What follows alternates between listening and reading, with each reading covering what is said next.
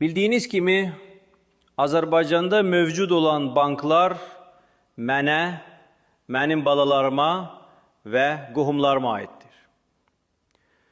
Mənə verilən hesabata görə eyni zamanda Azərbaycan Kredit Büronun məlumatına görə ölkədə dilənçi vəziyyətinə salıb bankdan faizlə pul götürməyə məcbur etdiyim adamların sayı təxminən 4,7 milyon fiziki şəxsdir.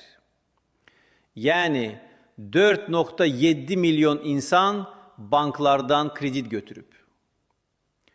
Ümumilikdə isə kredit bazasında olan borcalanların sayı fiziki şəxslər, fərdi sahibkarlar və hüquqi şəxslər daxil olmaqla təxminən 5 milyon nəfərdir. 2025-ci il dekabrın 1-nə Azərbaycanda problemli, yəni vaxtı keçmiş kreditlərin məbləği 558 milyon manata çatıb. Bu göstərici ilin əvvəli ilə müqayisədə 25% və ya 109 milyon manat çoxdur. Bu, məni çox narahat edir və bütün əsəblərimi xarab edib. Bu borcu olanlara bildirirəm ki, məni əsəbləşdirməsinlər. Ən tez vaxtda borcalarını qaytarsınlar.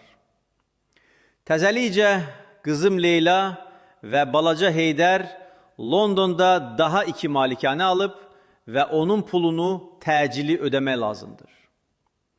Əgər bu Azərbaycanlılar vaxtında borclarını və faizi bizim banklara qaytara bilməsələr, tutub evlərini və digər daşınmaz əmlaklarını əllərindən alacağım. Əlbəttə, qeyd edim ki, Azərbaycanda fəaliyyət göstərən banklarımız bu il 1 milyard 59 milyon manat xalis mənfəət əldə ediblər.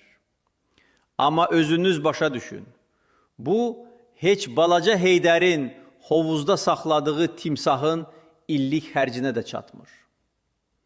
Deyir ki, Papa, mən indi bu qara Azərbaycan xalqına görə timsahımı çətinliyə sala bilmərəm.